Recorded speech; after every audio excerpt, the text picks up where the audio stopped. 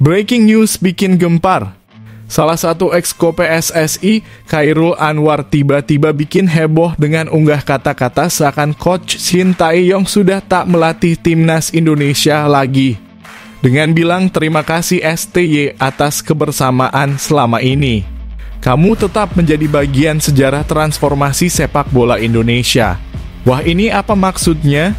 Benarkah hanya gara-gara AFF Coach STY tak lagi dipercaya jadi pelatih timnas Indonesia ke depan?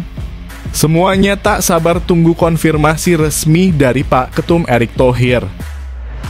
The host of the FIFA World Cup 2034. Presiden FIFA, Gianni Infantino putuskan tunjuk Indonesia sebagai tuan rumah Piala Dunia 2034 bersama Arab Saudi. Demi mendukung hal ini, Infantino pun siap berikan dana FIFA forward sebesar 2,5 triliun untuk segala kebutuhan persiapan termasuk renovasi stadion-stadion yang akan menjadi venue utama. Dengan waktu yang masih panjang, Ketum PSSI Pak Erick Thohir pun putuskan segera ambil langkah besar dalam persiapan, yakni fasilitas pendukung, stadion, dan semua akomodasi mulai dibangun demi kelancaran turnamen terbesar dunia ini jadi dua harapanku. Di sisi lain, tepat tadi malam Gianni Infantino umumkan secara resmi bahwa Arab Saudi jadi tuan rumah Piala Dunia 2024. Simak berikut ini informasi mendetailnya. Kabar gembira hampiri timnas Indonesia. Dikonfirmasi media ternama Belanda tadi malam, Ketum Erick Thohir dan Coach Shin Tae-yong sepakat proses naturalisasi Mitchell Bakker, pemain keturunan Grade A kelas Eropa yang bermain di Serie A. Bakker diyakini bisa memberikan dampak besar bagi timnas Indonesia dengan kemampuan bertahan dan serangan yang kuat. Skuad Garuda pun dipastikan untung besar karena Bakker datang tepat saat timnas butuh skuad ideal demi raih hasil maksimal di 4 sisa laga kualifikasi Piala Dunia 2026 dan lolos ke Piala Dunia. Mantap betul lah kalau gini. Gas terus Pak Erick dan Coach STY hantam semua pembenci timnas. Kami fans Garuda sejati dukung penuh langkah demi kemajuan timnas Indonesia. Bahrain kembali bikin ulah? Pantas saja juara dengan mudah. Ternyata ada hal janggal dan kontroversial di balik kemenangan timnas Bahrain di final Piala Teluk 2024 melawan Oman tadi malam. Mulai dari keputusan wasit yang banyak menguntungkan Bahrain, penalti super konyol hingga gol bunuh diri Oman yang untungkan timnas Bahrain. Menjadi bukti besar Bahrain lakukan segala cara termasuk kecurangan demi ambisi pribadi mereka, jadi prediksiku. Apa yang sebenarnya terjadi di balik layar? Tonton video hingga selesai dan temukan jawabannya hanya di sini. Mendadak gemparkan Serie A. Pelatih baru AC Milan, Sergio Conceição, secara mengejutkan akui tertarik berat untuk datangkan Jay Itzes ke San Siro setelah menyaksikan kualitasnya yang terus melonjak di Liga Italia. Langsung tegaskan bahwa sosok Itzes sangat dibutuhkan timnya untuk menjaga Rossoneri tetap di jalur papan atas Serie A. Bahkan Conceição siap bersaing sengit dengan tim besar seperti Inter Milan dan Juventus, yang juga diharapkan mengincar Itzes, jadi dua harapanku. Di sisi lain, tepat tadi malam Jay Itzes kembali tampil impresif dengan selamatkan timnya dari kekalahan. Simak berikut ini ulasan selengkapnya. Kejutan besar mantap. Tim Liga 1 Thailand, FC Pathum United putuskan rekrut bek kiri timnas Pratama Arhan yang sedang dalam posisi free agent. Dengan usia yang masih muda dan potensi besar yang dimiliki, Arhan akan berkembang pesat di Liga Thailand yang semakin kompetitif. Fans Garuda dan Coach Shin Tae-yong dipastikan sangat bahagia mendengarnya, jadi harapanku. Di sisi lain, memang Arhan Pratama dirumorkan besar akan segera berlabuh ke tim Liga 1 Thailand. Simak berita selengkapnya sebagai berikut. Sangat aneh dan tak disangka. Di saat timnas Malaysia sangat membutuhkan sosok hebat yang mampu membawa tim keluar dari krisis dan mengembalikan kejayaan setelah terseok-sekok selama beberapa tahun terakhir, mereka malah membuat keputusan mengejutkan dengan langkah seakan super ceroboh dengan merekrut CEO yang jelas tidak dilakukan oleh tim hebat di Asia. Wah, ini gimana sih, fam? Apa yang sebenarnya terjadi pada sepak bola Malaysia? Benarkah keputusan ini akan jadi blunder besar yang sulit diperbaiki ke depan dan semakin jauh tertinggal dari Indonesia? Berikut ini informasi selengkapnya. Waktunya Garuda Asia tampil bersinar. Inilah daftar resmi pemain yang dipanggil untuk mengikuti training camp Timnas U17 Indonesia jelang berlaga di turnamen bergengsi Piala Asia U17 2025. Turnamen yang akan menjadi tolak ukur seberapa hebat generasi muda Indonesia dalam mengukir masa depan cerah bagi sepak bola nasional, serta membuktikan bahwa Indonesia tak akan pernah kehabisan talenta emas. Siapa saja pemain pilihan coach yang siap membawa harapan besar bangsa Indonesia? Temukan detailnya hanya di sini.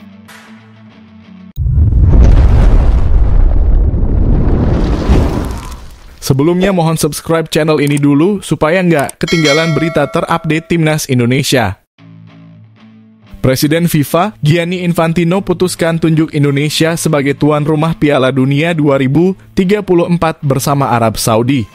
Demi mendukung hal ini, Infantino pun siap berikan dana FIFA forward sebesar 2,5 triliun untuk segala kebutuhan persiapan termasuk renovasi stadion-stadion yang akan menjadi venue utama.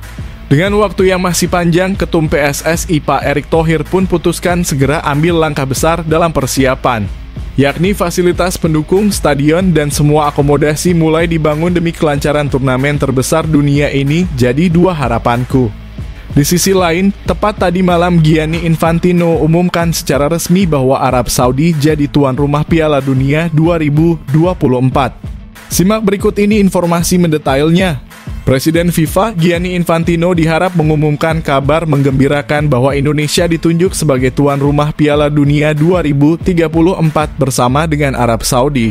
Keputusan harapan ini bisa menjadi tonggak sejarah baru bagi sepak bola Indonesia, sekaligus membuka peluang besar untuk menunjukkan kemampuan Indonesia dalam menyelenggarakan turnamen sepak bola terbesar di dunia.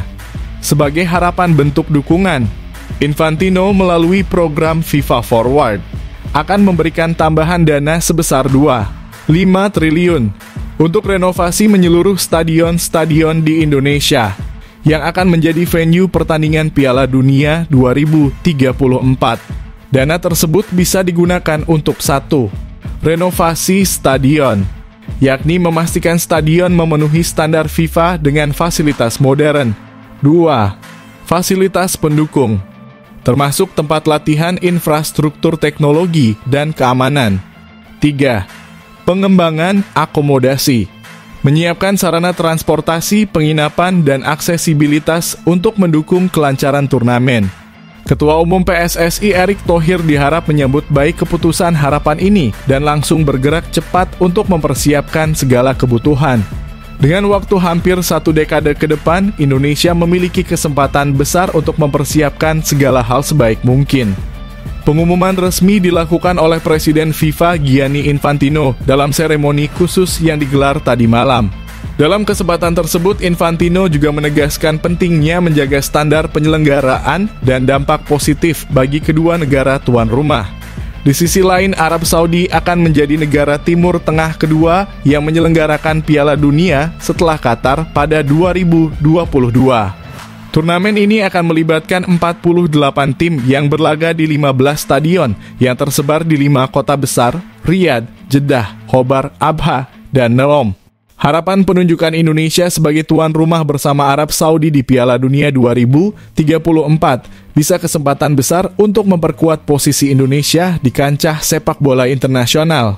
Dengan harapan persiapan yang matang, hal ini bisa menjadi momentum untuk memajukan sepak bola nasional sekaligus menunjukkan kepada dunia bahwa Indonesia siap menjadi tuan rumah yang luar biasa. Mari kita dukung langkah besar ini jika benar terrealisasi dan persiapkan diri untuk menjadi saksi sejarah Piala Dunia 2034.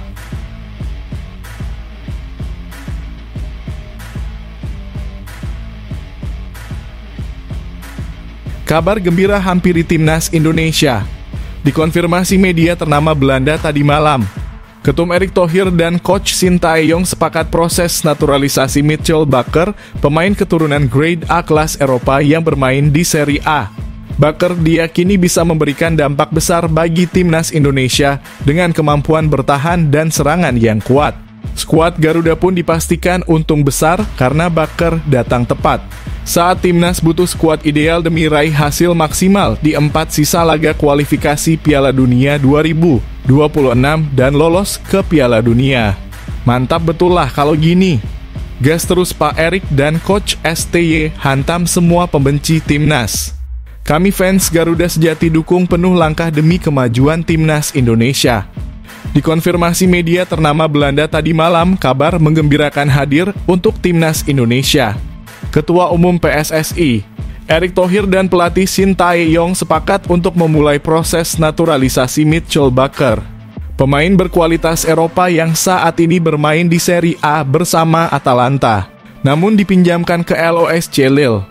Media Belanda AD melaporkan bahwa Mitchell Baker memiliki keturunan Indonesia dari pihak kakeknya yang berasal dari Maluku.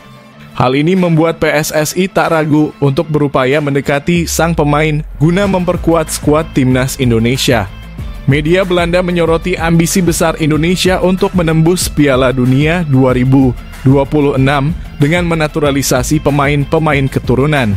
Indonesia berusaha mengejar tiket Piala Dunia juga berusaha merekrut Mitchell Baker. Timnas Indonesia bisa semakin kuat dengan sentuhan Belanda, ujar AD Media. PSSI berupaya mendatangkan Mitchell Baker. Pemain berusia 24 tahun itu memiliki darah Indonesia. Kakeknya lahir di Maluku, imbuh media tersebut.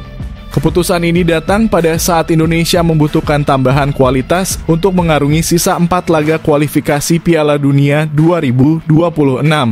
Dengan pengalaman dan kemampuan Mitchell Baker yang telah bermain di kompetisi top Eropa seperti Serie A, timnas Indonesia dipastikan akan mendapatkan keuntungan besar.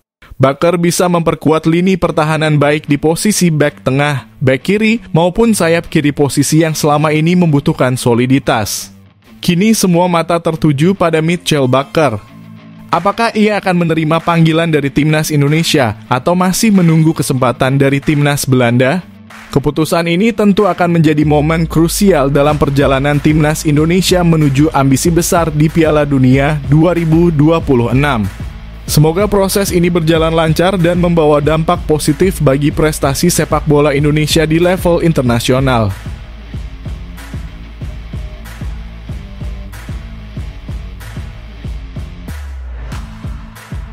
Bahrain kembali bikin ulah? Pantas saja juara dengan mudah? Ternyata ada hal janggal dan kontroversial di balik kemenangan timnas Bahrain di final Piala Teluk 2024 melawan Oman tadi malam. Mulai dari keputusan wasit yang banyak menguntungkan Bahrain, penalti super konyol hingga gol bunuh diri Oman yang untungkan timnas Bahrain. Menjadi bukti besar Bahrain lakukan segala cara termasuk kecurangan demi ambisi pribadi mereka, jadi prediksiku. Apa yang sebenarnya terjadi di balik layar? Tonton video hingga selesai dan temukan jawabannya hanya di sini. Laga final Piala Teluk 2024 antara timnas Bahrain dan timnas Oman pada dini hari tadi diprediksi menyisakan tanda tanya besar. Bahrain keluar sebagai juara dengan skor 2-1, namun seperti ada sejumlah keputusan kontroversial sepanjang pertandingan yang bisa memicu spekulasi adanya praktik yang tidak fair. Sejak awal laga, performa wasit mungkin menjadi sorotan. Beberapa keputusan kerap dianggap lebih menguntungkan Bahrain. Salah satu momen krusial terjadi di babak kedua ketika Bahrain mendapatkan penalti kontroversial pada menit ke-78. Keputusan tersebut diprediksi banyak dipertanyakan mengingat pelanggaran yang terjadi terlihat minimal dari tayangan ulang. Lebih mengejutkan lagi, VAR yang digunakan untuk mengevaluasi insiden tersebut diprediksi mendukung keputusan wasit, meskipun ada pihak merasa bahwa kontak yang terjadi tidak cukup untuk diberikan penalti. Mohamed Marhoun yang ditunjuk sebagai eksekutor, sukses menyelesaikan tugasnya dan menyamakan kedudukan menjadi 1-1. Hanya berselang 2 menit setelah penalti, Bahrain berbalik unggul melalui gol bunuh diri bek Oman, Mohamed Al-Maslami. Gol ini juga menuai spekulasi besar karena tekanan yang dilakukan oleh pemain Bahrain diprediksi tidak cukup signifikan untuk memaksa kesalahan fatal seperti itu. Beberapa pengamat diprediksi mempertanyakan apakah ada faktor lain di balik permainan ini, mengingat bunuh diri tersebut tampak tidak biasa dan terlalu menguntungkan Bahrain dalam momen genting. Prediksi kontroversi dalam laga ini bisa menambah panjang daftar spekulasi terkait dugaan kecurangan yang kerap dituduhkan kepada Bahrain dalam turnamen-turnamen sebelumnya. Diprediksi banyak yang percaya bahwa kemenangan ini bukan semata-mata karena kualitas permainan Bahrain, melainkan adanya campur tangan di luar lapangan. Dugaan tersebut bukan tanpa dasar mengingat Bahrain sebelumnya juga pernah dituduh bermain tidak fair di beberapa pertandingan besar, termasuk dalam kualifikasi Piala Dunia 2026 zona Asia lawan Timnas Indonesia. Kemenangan ini tentu saja membawa Bahrain menjadi juara Piala Teluk 2024, tetapi pertanyaan besar tetap menghantui apakah kemenangan ini diraih secara fair. Oman yang tampil lebih solid di babak pertama berpotensi dirugikan oleh sejumlah keputusan yang menguntungkan Bahrain. Jika spekulasi kecurangan ini terus berkembang tanpa investigasi yang jelas, reputasi Bahrain dalam kompetisi internasional akan semakin diragukan. Apalagi insiden ini terjadi di tengah desakan dari berbagai pihak agar AFC lebih serius menangani isu integritas dalam sepak bola Asia.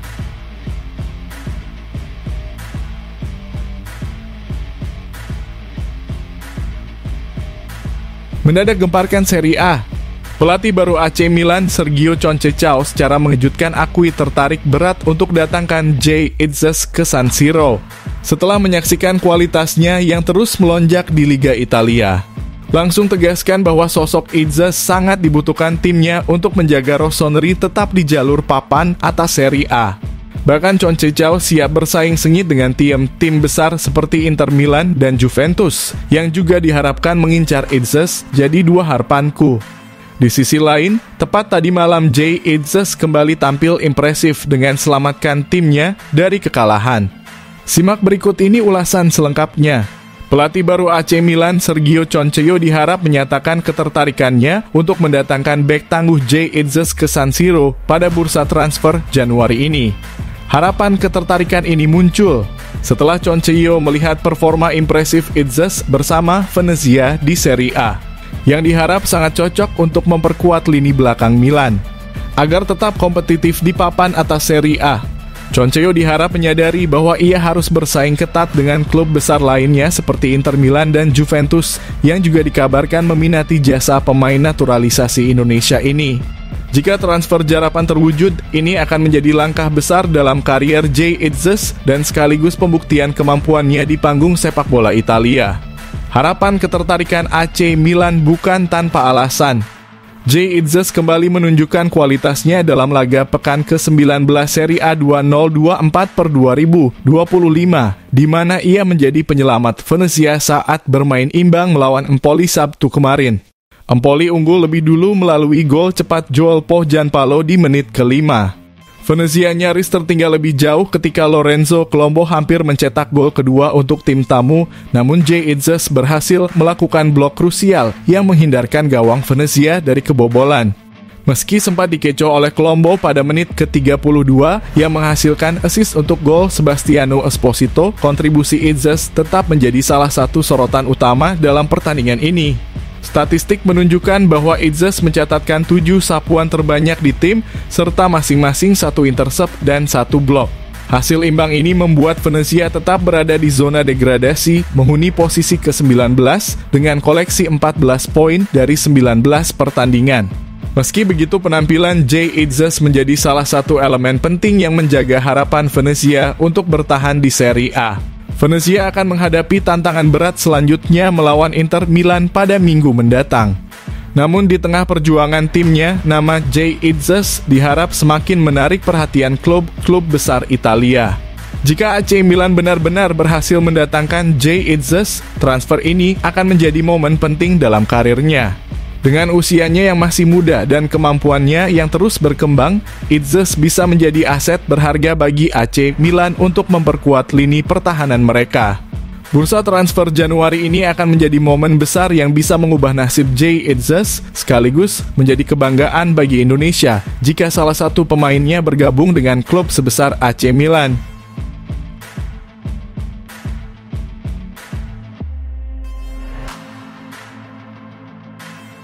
Kejutan besar mantap.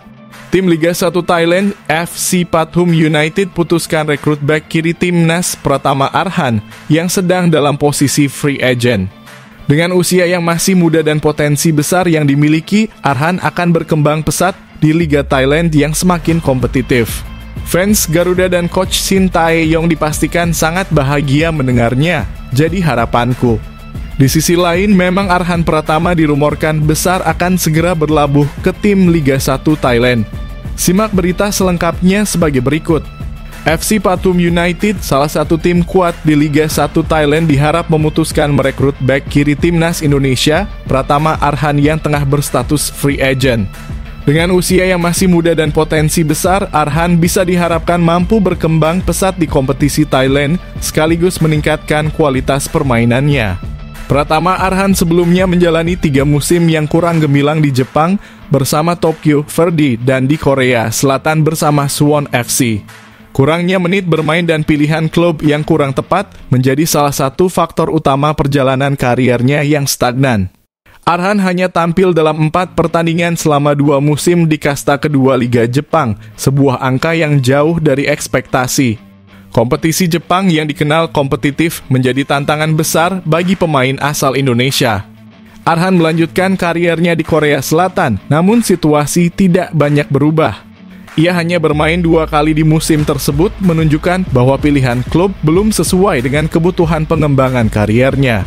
Harapan kepindahan Arhan ke FC Pathum United bisa membawa peluang besar baru. Liga 1 Thailand dikenal sebagai salah satu liga terbaik di Asia Tenggara dengan kompetisi yang memberi kesempatan bagi pemain muda untuk berkembang. Dengan pengalaman bermain di Jepang dan Korea Selatan, Arhan memiliki bekal untuk beradaptasi di liga baru. Selain itu, Pathum United juga dikenal sebagai tim yang memberikan waktu bermain cukup kepada pemain muda potensial, sebuah peluang emas bagi Arhan untuk membuktikan dirinya. Meskipun minim menit bermain di klub, Arhan tetap menjadi pilihan utama pelatih timnas Indonesia. Ketangguhannya sebagai bek kiri membuatnya menjadi salah satu pemain andalan. Keputusan untuk tetap berkarir di luar negeri menunjukkan ambisi besar Arhan untuk berkembang, meski sempat mengalami masa sulit di Jepang dan Korea Selatan. Usianya yang masih 22 tahun memberikan banyak ruang untuk perbaikan dan pembuktian. Thailand bisa menjadi batu loncatan untuk kariernya ke jenjang yang lebih tinggi. Dengan harapan perekrutan Pratama Arhan, Pathum United mungkin bisa memanfaatkan potensinya untuk memperkuat sisi kiri pertahanan. Bagi Arhan ini bisa jadi kesempatan besar untuk membuktikan bahwa dirinya layak bersaing di level tinggi sekaligus membuka jalan untuk karier yang lebih cerah di masa depan.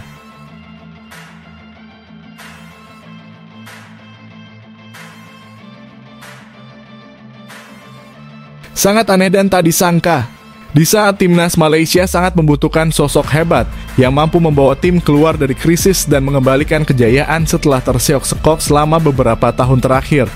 Mereka malah membuat keputusan mengejutkan dengan langkah seakan super ceroboh dengan merekrut CEO yang jelas tidak dilakukan oleh tim hebat di Asia. Wah, ini gimana sih, Fam? Apa yang sebenarnya terjadi pada sepak bola Malaysia? Benarkah keputusan ini akan jadi blunder besar yang sulit diperbaiki ke depan dan semakin jauh tertinggal dari Indonesia? Berikut ini informasi selengkapnya. Ketika timnas Malaysia membutuhkan perubahan besar untuk bangkit dari keterpurukan, langkah mengejutkan diambil oleh Asosiasi Sepak Bola Malaysia FAM.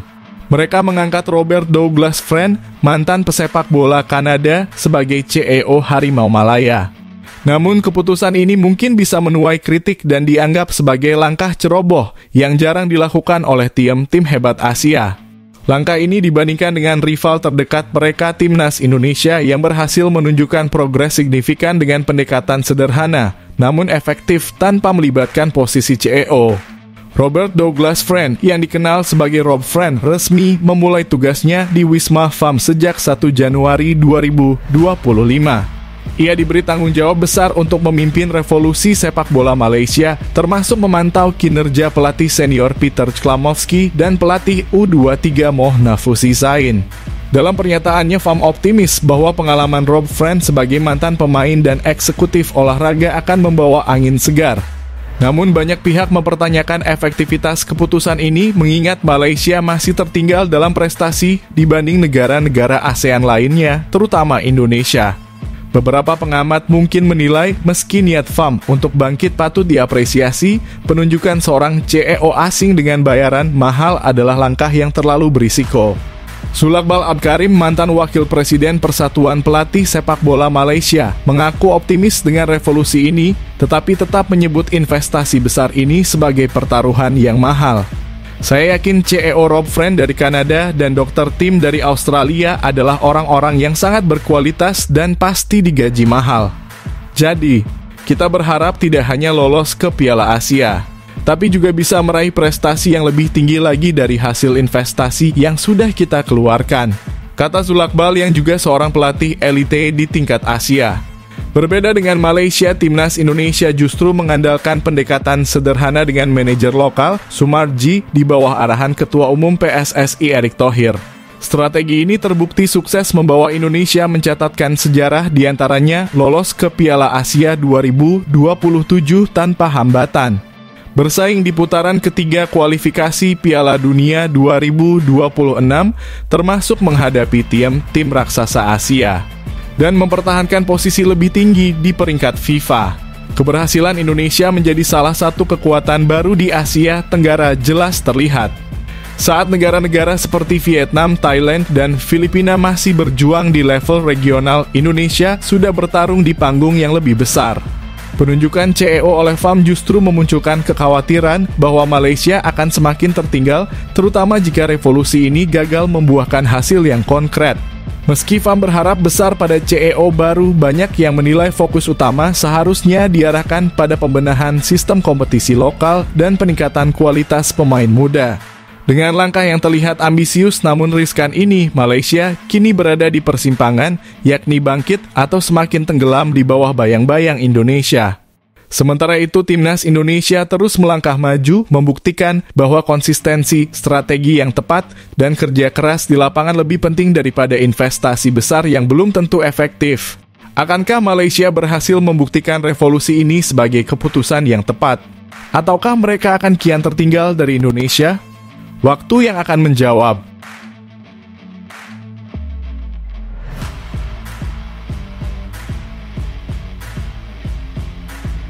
Waktunya Garuda Asia tampil bersinar. Inilah daftar resmi pemain yang dipanggil untuk mengikuti training camp Timnas U17 Indonesia jelang berlaga di turnamen bergengsi Piala Asia U17 2025. Turnamen yang akan menjadi tolak ukur seberapa hebat generasi muda Indonesia dalam mengukir masa depan cerah bagi sepak bola nasional, serta membuktikan bahwa Indonesia tak akan pernah kehabisan talenta emas. Siapa saja pemain pilihan coach yang siap membawa harapan besar bangsa Indonesia? Temukan detailnya hanya di sini. Kabar gembira untuk sepak bola Indonesia. Timnas U17 Indonesia telah resmi mengumumkan daftar 34 pemain yang akan mengikuti training camp di Bandung sebagai persiapan menghadapi Piala Asia U17 2025. Ajang bergengsi ini akan menjadi tolak ukur sejauh mana generasi muda Indonesia mampu membuktikan potensi dan membangun masa depan cerah bagi sepak bola nasional. Piala Asia U17 2025 akan digelar pada April 2025 di Arab Saudi. Meski undian grup baru akan dilakukan pada 23 Januari 2025 di Kuala Lumpur, Malaysia, timnas Indonesia dipastikan masuk pot 4 bersama Oman, Korea Utara, dan Uni Emirat Arab. Artinya, Garuda Asia akan menghadapi tim kuat dari pot 1 yakni Jepang, Korea Selatan, Uzbekistan, Arab Saudi. Pot 2 Yaman, Australia, Iran, Thailand. Dan pot 3 Afghanistan, Tajikistan, Cina, Vietnam. Dalam persiapan menuju turnamen ini, pelatih Nova Arianto telah memanggil 34 pemain. TC tahap pertama akan berlangsung di Bandung mulai 10 hingga 20 Januari 2025.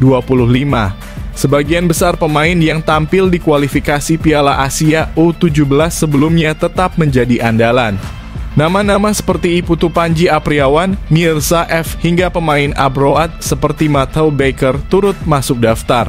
Kehadiran pemain-pemain ini memberikan harapan besar untuk timnas U17 dalam menunjukkan performa terbaik di panggung Asia. PSSI dan tim pelatih percaya bahwa generasi ini dapat menjadi dasar yang kokoh bagi sepak bola Indonesia. Ajang Piala Asia U17 2025 bukan hanya sekadar turnamen, melainkan langkah awal untuk melahirkan talenta-talenta berbakat yang mampu membawa Indonesia bersaing di level dunia. Berikut adalah 34 pemain yang akan memperkuat timnas U17 Indonesia dalam persiapan menuju Piala Asia U17 2025. M. Nur Ihsan, Nasril Alvaro, dan Alsidki Rafa. Dava Gasemi, Widi Fatahillah, Soyo Himawan, Wibi Talapes, Daniel Alfredo, Sergio Sentibanes, dan Komang Mardian. Peres Akwilacu, Fadil Agha, Ida Bagus Cahya, Fabio Askairawan, Nova Kurniawan, Kaindra Nabil, Jabir, dan Zahabi Goy. Iputu Panji, Matthew Baker, Tio Agil Chandra, Mirza F, Fardan Faras, dan Fadli Alberto. Mari kita dukung Garuda Asia untuk tampil maksimal di Piala Asia U17 2025. Dengan persiapan matang dan semangat juang tinggi, generasi ini diharapkan mampu menunjukkan bahwa masa depan sepak bola Indonesia semakin cerah.